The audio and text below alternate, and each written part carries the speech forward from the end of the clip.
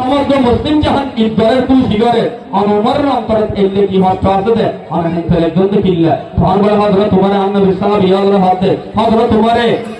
নবী সাহাবী ইয়ালের হওয়ার মাধ্যমে হযরত তোমারে হাসিয়েন দরনের মাধ্যমে আর আমি শিক্ষা দিয়ে দে নইলে হযরত তোমার রোজা কবুল না নয় হরসন্দর আছিল হযরত তোমার যেহেতু এলে মানুষ জীবের দুনিয়া থেকে ব্যস্ত সুসংবাদ পাই সুবহানাল্লাহ হযরত তোমার আর শিক্ষা দিয়ে দে হযরত তোমার নবী সাহাবী ইয়ালের হাতে এ আমার নবী সাহাবীরা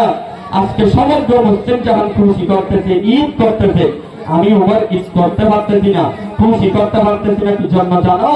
আমি তো জানি না আমার রমজানের রোজা আল্লাহ কবুল করেছে কিনা যদি আল্লাহ আমার রোজা কবুল করে আমার তারাবির নামাজ কবুল করে আমার ইবাদত কবুল করে তাহলে আমি ওমরের জন্য আজকে ঈদের দিন যদি আল্লাহ বলে ওমর তোমার রোজা আমি আল্লাহ কবুল করি নাই গুনাহ করে আমি ওমর আজকে ঈদ করব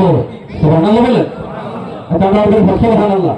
হযরত তোমার বলে নবী সাহাবী ইয়ালের হাতে এ নবী সাহাবী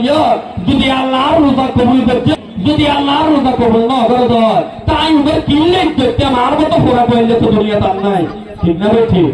এটা তো আমাদের সঠিক কি না হযরত তোমার আমাদেরকে শিক্ষা দিয়েছেন